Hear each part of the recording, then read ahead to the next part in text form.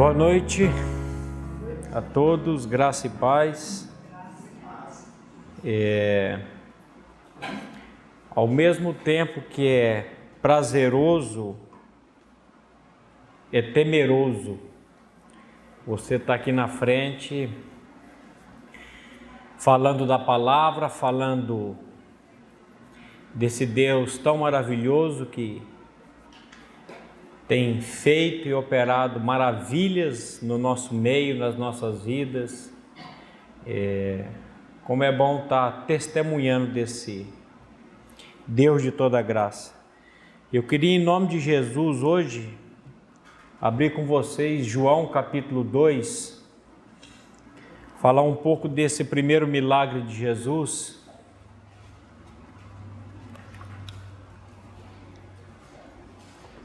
João capítulo 2, podemos começar no versículo 1. Antes vamos colocar esse tempo diante do Pai, para que o Santo Espírito dele esteja nos orientando e abrindo os olhos do nosso coração. Pai, nós queremos te louvar e te agradecer por esse tempo, Pai. Por esse tempo envolto da Tua Palavra, e a nossa oração, Pai, é que em nome de Jesus Cristo, Seu Filho amado, Teu Santo Espírito, Pai, venha falar conosco, venha nos dar boca, venha nos dar ouvidos para ouvir a Tua Palavra e sermos impactados, Pai, pela Tua Palavra. Opera uma obra, Pai, de transformação nas nossas vidas, para que o Teu nome seja glorificado. Nós dependemos somente de Ti nessa noite. É no nome do Seu Filho que nós oramos e agradecemos. Amém. 3 dias depois, houve um casamento em Caná da Galileia. Achava-se ali a mãe de Jesus. Jesus também foi convidado com seus discípulos para o casamento. Tendo acabado o vinho, a mãe de Jesus lhe disse: não tem mais vinho. Mas Jesus lhe disse: mulher, o que tenho contigo ainda não é chegada a minha hora. Então ela falou aos serventes: fazei tudo o que ele vos disser. Estavam ali 6 talhas de pedra que os judeus usavam para as purificações, e cada uma levava 2 ou 3 medidas. Jesus lhes disse: enchei de água as talhas, e eles a encheram totalmente. Então lhes determinou: tirai agora e levai ao mestre-sala. E eles o fizeram. Tendo o mestre-sala provado a água transformada em vinho, não sabendo de onde viera, se bem que sabiam os serventes que haviam tirado a água, chamou o noivo e lhe disse: todos costumam pôr primeiro o bom vinho, e quando já beberam fartamente, serve inferior. Tu, porém, guardaste o bom vinho até agora. Com este, deu Jesus princípio aos seus sinais em Caná da Galileia e manifestou a sua glória, e os seus discípulos creram nele. Uma das coisas que me chama a atenção nesse texto essa primeira expressão, que Jesus também foi convidado com seus discípulos para o casamento. Uma das coisas que me chama a atenção nesse texto é esse convite. Eu creio que há uma necessidade hoje, mais do que ontem, uma necessidade urgente de nós estarmos fazendo esse convite para que Jesus venha reinar nas nossas vidas, nos nossos lares. E quando você vê em Apocalipse ele dizendo: eis que estou à porta e bato. Se alguém ouvir a minha voz e abrir a porta, eu entrarei, cearei com ele e ele comigo. O que Jesus está querendo mostrar? Que ele está batendo na porta do seu coração, ele está batendo na porta da sua vida, ele está batendo na porta da sua casa, ele quer operar uma obra na sua vida. Mas o que às vezes está nos impedindo é nós mesmos de fazer esse convite para ele. Esse convite que é Ele que vem operar esse convite em nós. E eu acho que é uma necessidade urgente hoje desse convite. Então o texto começa dizendo que Jesus foi convidado com seus discípulos para o casamento. E aí entra o milagre. Quando ele diz, tendo acabado o vinho. Por que esse milagre foi possível? Porque acabou o vinho. Eu tenho feito uma série de estudos numa clínica de recuperação de drogados chamado Morada de Deus. Toda quarta-feira, das 3 às 4 da tarde, 40, 50 pessoas dependentes químicos ali. E nós começamos a tratar lá, esse mês passado, sobre os milagres de Jesus. Então nós estamos falando com eles, tratando com eles, esse primeiro milagre, que é a transformação da água em vinho. E nós estamos tratando o seguinte, que o maior milagre que Jesus veio fazer nesse mundo, não foi transformação de água em vinho, não foi abrir olho de cego, não foi qualquer outra coisa, mas o maior milagre que ele veio fazer foi o milagre de transformação das nossas vidas. O milagre de tirar do ser humano, de tirar de você e de mim um coração de pedra e nos dar um coração de carne. De fazer uma troca de filiação, de filho do diabo para filho de Deus. Porque a palavra é clara quando ela diz que todos nós nascemos nesse mundo como criaturas de Deus. E que nós somos filhos espirituais do diabo. E que Jesus ele veio para fazer esse milagre que eu chamo do milagre maior. Tanto que quando Maria diz para ele, não tem mais vinho, ele vira para ela e fala, mulher, o que tenho contigo? Não é chegada a minha hora. Mas lá na cruz, quando ele está quase prestes a ser crucificado, ele vira e diz, é chegada a minha hora. É como que ele dissesse para Maria, mulher, eu não vim aqui para encher pança e nem cara de ninguém. O milagre que eu vim fazer é um milagre muito maior que este. Mas Maria, como era uma mulher muito sábia, ela vira para os serventes e fazei tudo o que ele vos disser e sai de cena. E aí ela joga a responsabilidade para as costas de Jesus. Fala, fazei tudo o que meu filho vos disser. E aí ele começa a operar. Mas o maior milagre que ele quer fazer, meu irmão e minha irmã, é um milagre na sua vida. E para que ele faça esse milagre na sua vida, você precisa convidá-lo. Você precisa clamar a ele. Você precisa chamá-lo. Senhor, eu quero esse milagre na minha vida. Lembre-se que ele diz, eis que estou à porta e bato.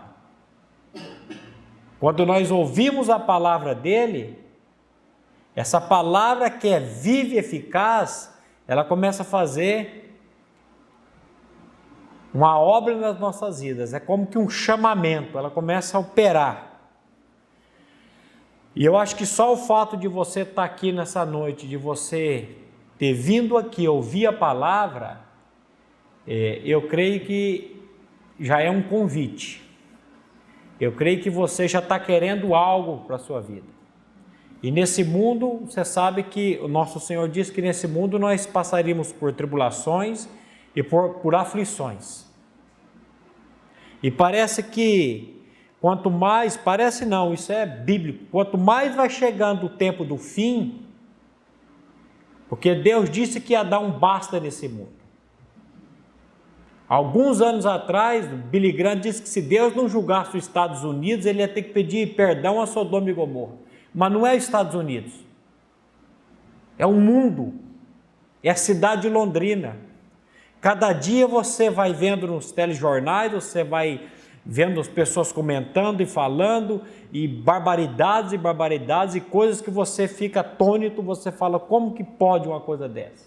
isso aí já é o final mesmo.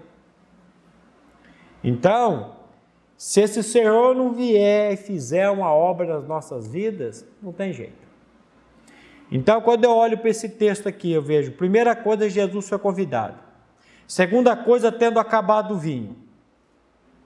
Como é bom, às vezes, você chegar no fim de você mesmo. Como é bom você jogar a toalha. Como é bom você perder a potência. O ser humano, ele é muito potente. E Satanás colocou isso lá no coração do homem no Jardim do Éden. Como Deus sereis. E eu acho que a pior coisa que existe do pecado hoje é essa potência do homem, essa autossuficiência do homem, dizendo eu posso, eu faço, deixa comigo, está sob o meu controle, eu estou no controle dessa situação, eu estou no comando de tudo. Essa é a pior desgraça que tem, é você estar no comando de tudo. E a maior bênção que tem é você pegar esse comando e passar para as mãos do Senhor. Para aquele que sabe o que é melhor para você e aquilo que é melhor para mim. Quando a palavra diz, quer comais, quer bebais ou façais outra coisa qualquer, fazer tudo para a glória de Deus, é essa a dependência dele. E nós precisamos aprender a estar debaixo dessa autoridade, dessa dependência dele. Jesus, ele veio a esse mundo para ser Senhor, a Bíblia fala, tanto de vivos como de mortos. E essa palavra Senhor significa dono. Senhor é aquele que está no controle. E como é bom você perder esse controle e permitir que o Senhor venha fazer uma obra nas nossas vidas. Eu gosto muito, depois a gente volta para cá, 1 João, capítulo 5, esse texto para mim ele é um texto de uma clareza e de uma lucidez muito grande, capítulo 5, quando João diz no versículo de 11 a 13, ele fala do testemunho.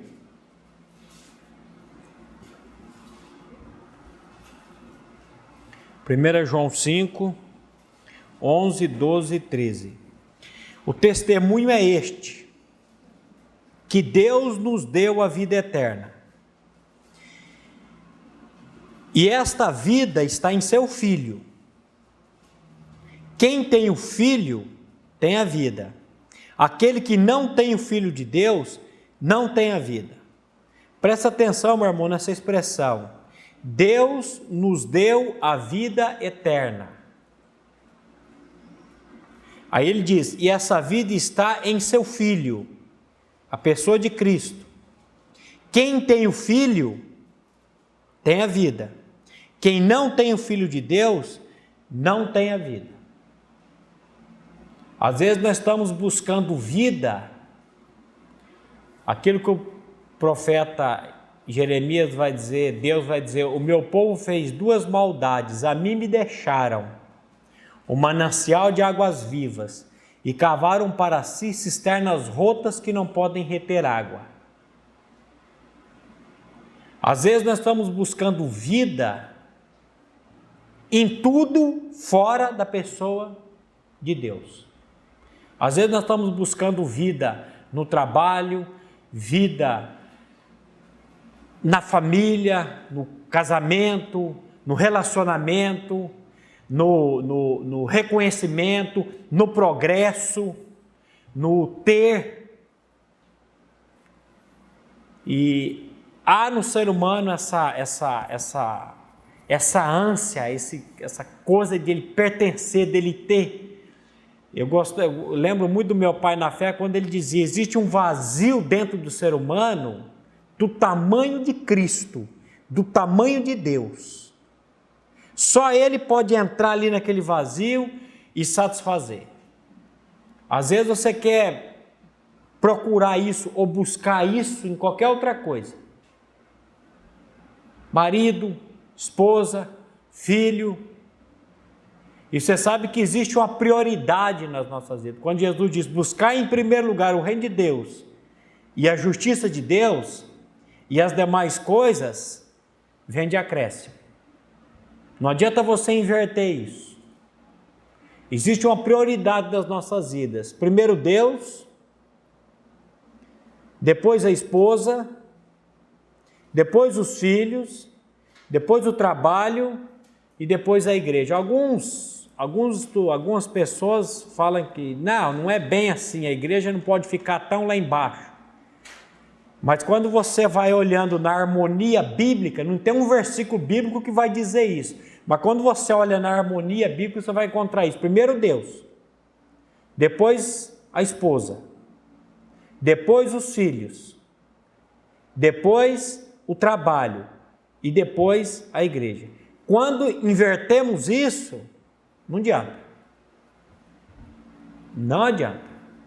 Você não vai ter paz, você não vai ter sossego, e Deus, Ele vai trabalhando na sua vida até que você tenha a prioridade certa. A prioridade certa primeiro é Ele. Então Ele vai trabalhando conosco. E Ele está dizendo aqui, quem tem o Filho, tem a vida. Quem não tem o Filho de Deus, não tem a vida. Não é porque às vezes você nasceu num lar evangélico, ou você foi batizado quando nasceu, ou você segue uma igreja, uma denominação há muitos anos, isso não traduz regeneração, isso não traduz novo nascimento, isso não traduz que você tem o Filho de Deus vivendo em você. No versículo 3 ele diz: essas coisas eu vos escrevi, a fim de saberdes que tendes a vida eterna, a vós outros que credes no nome do Filho de Deus. Ele falou: eu estou escrevendo isso para vocês, para que vocês saibam que vocês têm a vida eterna. Mas vocês que creem no nome do Filho de Deus, vocês que creem na pessoa e obra do nosso Senhor e Salvador Jesus Cristo. Porque Jesus Cristo não veio para esse mundo para fazer um teatro lá naquela cruz. Mas Ele veio para esse mundo para aferir para si, para trazer para si todo o pecado de toda a humanidade. Jesus, quando foi crucificado naquela cruz, Ele disse: e eu, quando for levantado da terra, atrairei todos a mim mesmo. Quando Pedro diz: levando Ele mesmo em seu corpo sobre o madeiro os nossos pecados. Jesus Cristo veio a esse mundo não para transformar água em vinho. Isso aí para Ele foi café pequeno. Isso aí para Ele foi coisa... Mas o maior milagre que Ele veio fazer foi esse milagre de atração do pecado, do seu e do meu pecado, do pecado de toda a humanidade no corpo dele. Para que ali nós encontrássemos o fim de nós mesmos. Para que ali nós perdêssemos a nossa potência e aprendêssemos a depender da potência dele. Aquilo que Paulo vai dizer: tudo posso naquele que me fortalece. E ele não podia, mas ele sabia que tinha um Deus que estava o fortalecendo dia a dia. E nós precisamos aprender a nos fortalecer no Senhor e na força do seu poder, como Paulo vai dizer. E isso é diariamente. É diariamente. Hoje é domingo. Se eu perguntar aqui para você como foi essa semana sua? Como é que foi sua segunda-feira, sua terça-feira, sua quarta-feira, sua quinta-feira, sua sexta, seu sábado? Do que você vai lembrar? De batalhas, de dificuldades, de problemas. E quando surgiu, e vai surgir, e surge toda hora, problemas e dificuldades, aonde você e eu temos recorrido? Aonde você e eu temos buscado força? Aonde você e eu temos nos agarrado? No Senhor e na força do seu poder? Ou na nossa capacidade? Ou às vezes até atrás de um irmão para ver se você consegue desse irmão. Mas é o Senhor. Então está dizendo: essas coisas eu vos escrevo para que vocês saibam que vocês têm a vida eterna. A vós outros que credes no nome do Filho de Deus. O 2 Coríntios 5,14, eu creio que nesse texto, Paulo está explicando o que Jesus está dizendo em João 12,32. O que diz aí 2 Coríntios 5,14?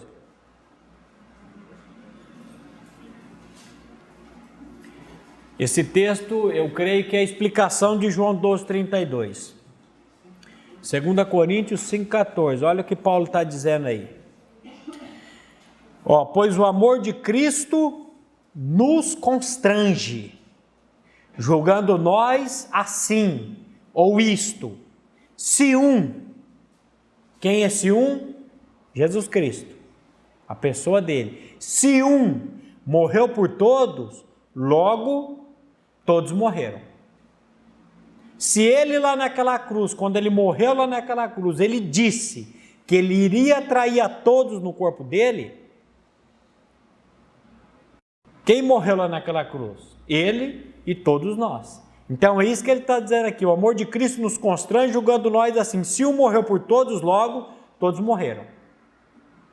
Aí no 15 ele diz, e ele morreu por todos, para que os que vivem não vivam mais para si, mas para aquele que por eles morreu e ressuscitou, morreu e ressurgiu. É eu parar de viver para mim, é eu parar de ficar olhando para o meu umbigo, é eu parar de ficar me alimentando das minhas, não é mazela, é outra palavra.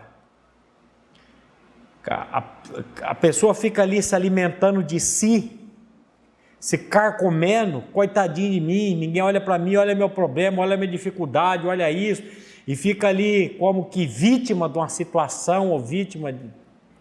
E em vez de olhar para o Senhor, fica olhando para si. Quando a palavra de Deus diz, olhando firmemente, fixamente para Jesus, autor e consumador da nossa fé. O inimigo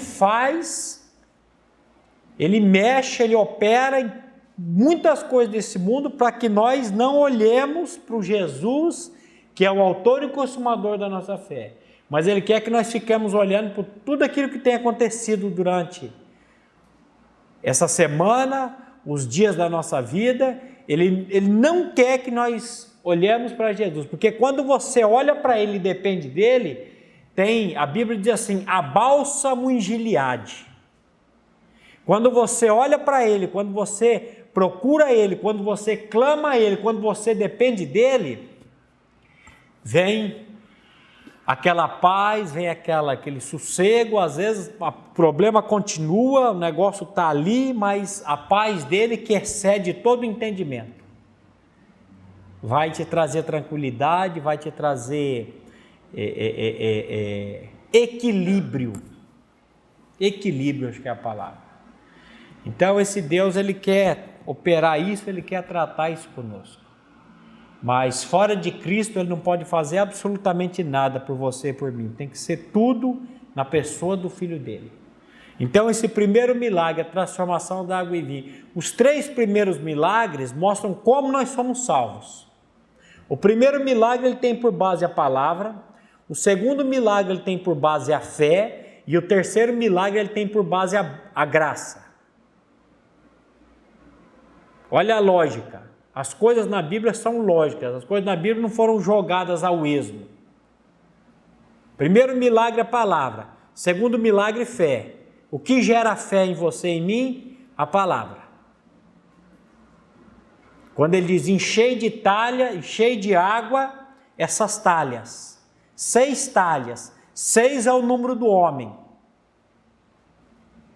Água na Bíblia é símbolo da palavra. Você e eu precisamos ser cheios do quê? Da palavra. E engraçado que o texto diz, eles encheram totalmente ou completamente.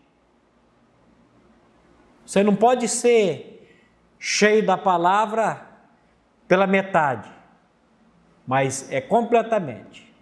Precisa ser cheio da palavra.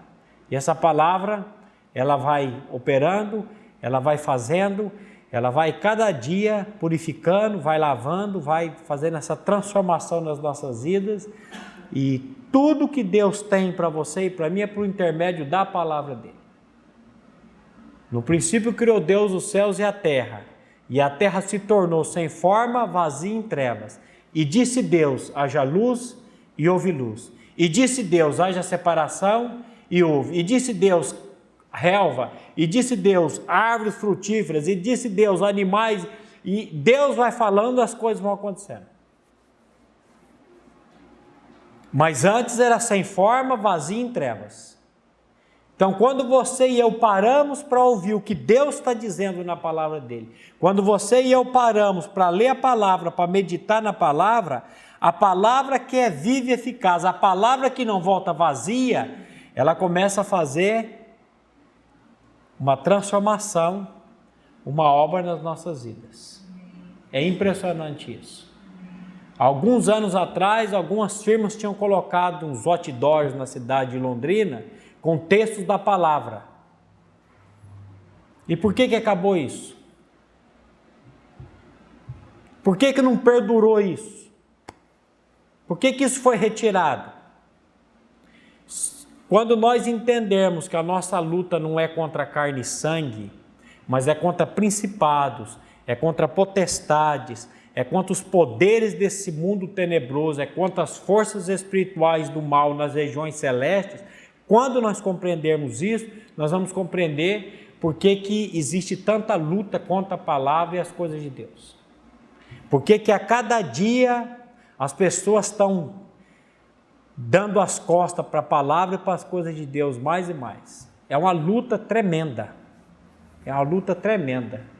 Para que nós não tenhamos contato com essa palavra, para que nós não ouçamos essa palavra, isso é tremendo. Sábado foi uma moça na Modelex, ouvia a palavra e ela nunca tinha ido. Toda empolgada. E quando começamos a falar do Evangelho, começou a dar um sono nessa moça. Mas um sono. Às vezes é cansaço físico, mas a grande maioria das vezes é uma obra maligna para que a pessoa não ouça a palavra e não compreenda a palavra. E eu tive que me desdobrar para tentar pegar a atenção daquela moça. É impressionante.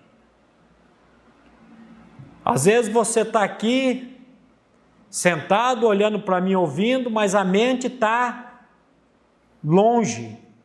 A mente está pensando no coisa que tem que pagar amanhã, no vestido que tem que levar na costureira, no sapato que tem que comprar, no casamento que vai ser sexta-feira que vem, o casamento, e já está pensando na roupa que vai colocar hoje.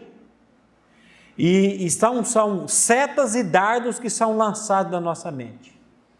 E a gente precisa estar consciente disso e estar ali, Senhor, eu não estou conseguindo me concentrar, em nome de Jesus, Pai, dá-me concentração para ouvir a Tua palavra. Começa a ler a Bíblia, meu irmão, você vai ver a luta que é. Você lê, às vezes você para um pouco, onde que eu estava? Aí você começa a ler, será que eu já, você nem, sabe, é uma coisa assim, porque começa um bombardeamento de pensamento na nossa mente que é impressionante. Então a conclusão que você pode chegar é que realmente essa é a palavra de Deus. E que essa palavra, quando você vai a ela, quando você se coloca diante dela, ela vai fazer alguma coisa na sua vida, ou transformação na sua vida. Por isso que é essa luta, para que você e eu não ouçamos a palavra e não tenhamos contato com a palavra. Então esse primeiro milagre, ele é transformação da água em vinho. Acabou o vinho. Tem mais. Aí, fazei tudo o que ele vos disser.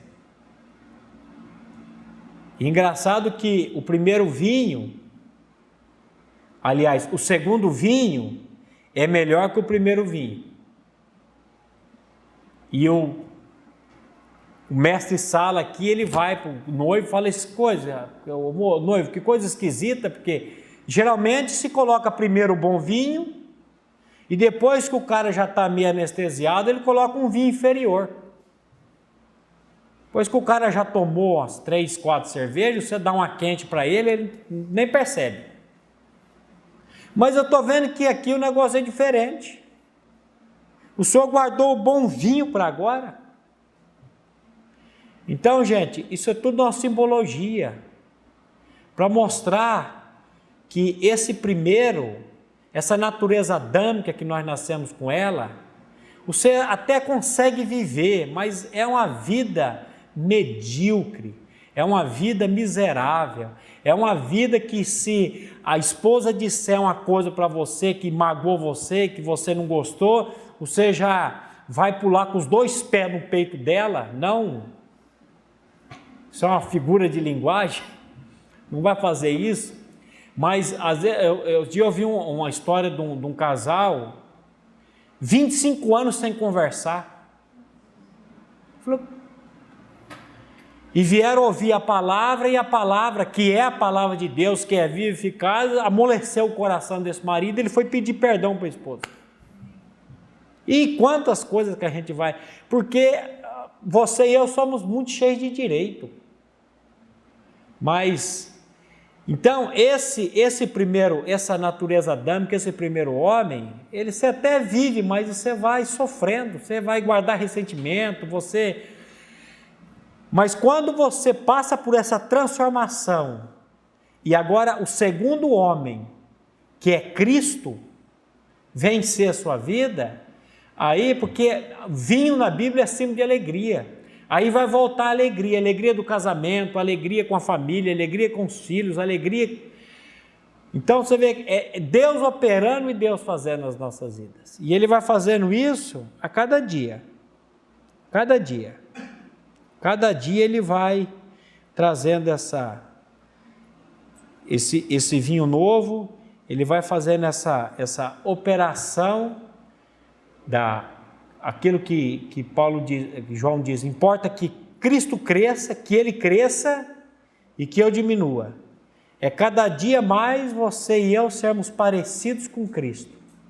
E o gostoso disso é que a Bíblia diz que aquele que começou a boa obra em vós, Ele há de completá-la ou aperfeiçoá-la. E Ele vai aperfeiçoando isso, cada dia nas nossas vidas. Eu gosto esse texto de 1 Coríntios 15, abre aí na sua Bíblia, 1 Coríntios 15.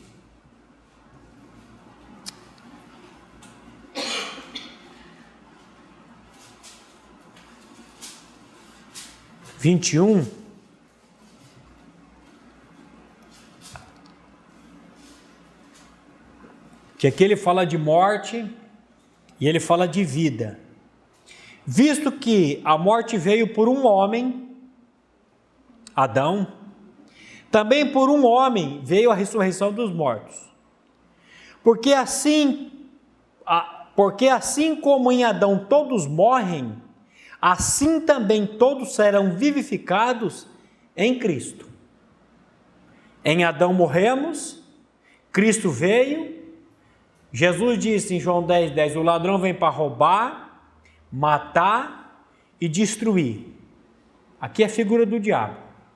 Mas ele diz, mas eu vim para que vocês tenham vida, mas tenham vida em abundância. E essa vida em abundância é a pessoa de Cristo em nós. É a pessoa de Cristo sendo refletida em nós. É a pessoa de Cristo trabalhando conosco a cada dia, e nós podermos expressar, não nós, mas Cristo em nós. Quando Paulo diz, eu estou crucificado com Cristo e vivo não mais eu, mas Cristo vive em mim. Isso é uma experiência, que ele passou por essa experiência, e que nós também precisamos passar por essa experiência. E uma vez que você crê, e aquilo que Jesus diz, aquele que quer ser meu discípulo, negue-se a si mesmo e tome sua cruz, aí ele usa uma expressão, cada dia eu preciso estar confessando essa verdade, cada dia eu preciso estar levando, quando ele diz, levando sempre por toda parte o morrer de Cristo, para que a vida dele se manifeste também em nossos corpos mortais. Eu preciso a cada dia estar dependendo dele. Quando Jesus pega aquela criança, apanha para si aquele pequenino, aquele recém-nascido, e vira e diz: se vocês não se tornar como essa criança, vocês não vão entrar no meu reino. O que ele está querendo mostrar ali é o quê? Dependência. Como aquela criança dependia da mãe todos os dias, você e eu também precisamos aprender a depender dele diariamente, para tudo. Para tudo. Dependência. E quanto mais você vai conhecendo esse Deus, mais você vai ficando maravilhado e mais você vai querendo conhecer. Ele diz: a vida eterna é esta, que conheçam a ti como único Deus e a Jesus Cristo, seu Filho, a quem enviaste. Agora, o inimigo das nossas almas, ele não quer que você cresça nesse conhecimento. Ele quer que você fique estagnado. Ele quer que você fique ali, parado.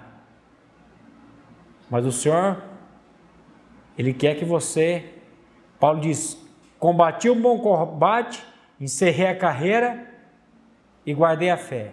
Paulo fala sobre correr, sobre um andar, uma carreira, sobre um desembaraçar. Desembaracemos-nos de todo o peso do pecado que tenazmente nos rodeia e corramos com perseverança. Porque o pecado, ele está aí. Ele quer nos impedir. Ele quer nos deixar para baixo. Ele quer deixar você e eu estagnado. Mas ele está dizendo: olha, não fica olhando para o pecado, mas olhe para o autor e consumador da fé, que é Jesus Cristo. Então eu acho que o maior milagre que existe hoje, que o Senhor fez, não foi a transformação da água em vinho, mas foi esse milagre de trocar o nosso interior, de trocar o nosso coração e vir dar para você e para mim a vida dele.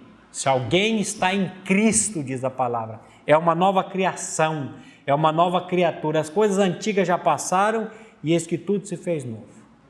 Então o primeiro milagre é esse, é a transformação da água em vinho. O segundo milagre é a cura do filho do oficial do rei, é fé. Ele chega para Jesus e fala: o senhor precisa de curar meu filho. Jesus fala: eu vou lá. Ele fala: não precisa. Jesus fica assustado. Eu sou um general e eu tenho homens à minha ordem. E eu digo para esse: vai, e ele vai. Eu digo para ele: faz isso, ele faz isso. Eu digo para o outro: fica aqui, ele fica aqui. O senhor não precisa, o senhor manda uma palavra e ele será curado.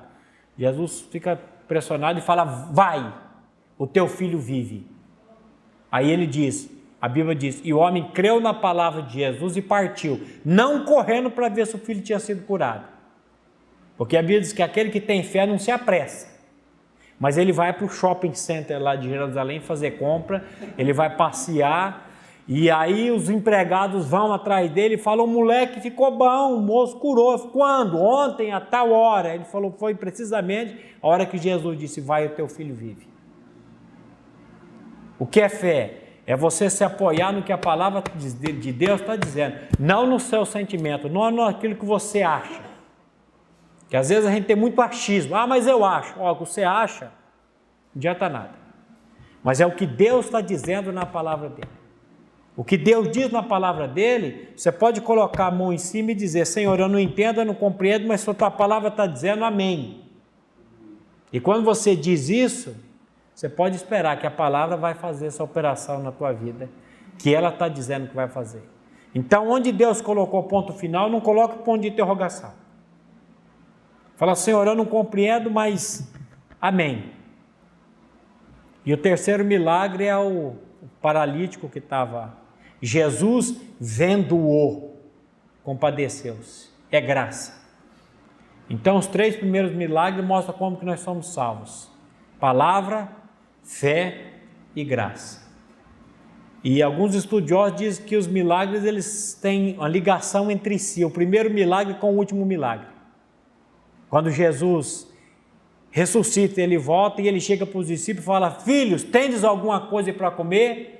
Eles responderam: não. O que significa isso? A vida cristã começa com um não, e a vida cristã termina com não. Não tem vinho, não tem possibilidade. E agora que eu nasci de novo, eu posso? Não. Eu posso tudo naquele que me fortalece. Eu continuo não tendo nada, mas tendo tudo, que é o Cristo.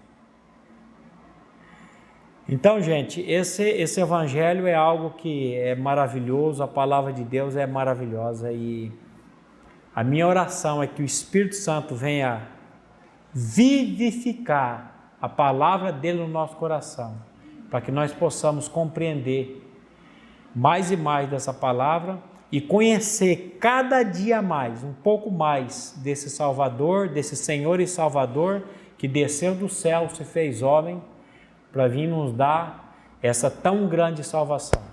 E o escritor aos Hebreus diz: como escaparemos nós se negligenciarmos uma tão grande salvação? Como que você acha que você vai escapar se você negligenciar essa salvação? Se você der de que é negligenciar? Dá de ombro. O que é negligenciar? É dizer, acerca disso eu vou ouvir mais para frente, outra ocasião, quando eu ficar mais velho. Negligenciar é isso. Então ele diz, como que você vai escapar se você negligenciar uma tão grande salvação? Uma salvação que ele não pede nada de você, mas que ele vem dar tudo para você e por você pela graça, pela misericórdia dele. É muita idiotice da nossa parte recusar isso. Vamos orar? Pai, nós queremos te louvar e te agradecer por essa tão grandiosa salvação. E queremos, Pai, te agradecer por esse milagre maior, que foi a transformação do nosso velho coração, do nosso coração de pedra em um coração de carne. Que foi essa troca desse miolo nosso, que foi a inclusão do nosso pecado no corpo santo do seu Filho Jesus Cristo. Pai, muito obrigado por essa obra, muito obrigado por essa tão grande salvação. Nós não merecíamos e não merecemos, mas o Senhor fez por tua graça e por tua misericórdia. E Pai, nós clamamos a ação do teu Santo Espírito, para que ele venha vivificar, e ele venha nos incomodar, para que nós possamos nos entregar inteiramente diante de Ti, diante do trono da Tua graça e recebermos essa tão grande salvação. Nós oramos a Ti no nome do Seu Filho e a Ele, somente a Ele, seja dado toda a honra, toda a glória e todo o poder. Amém.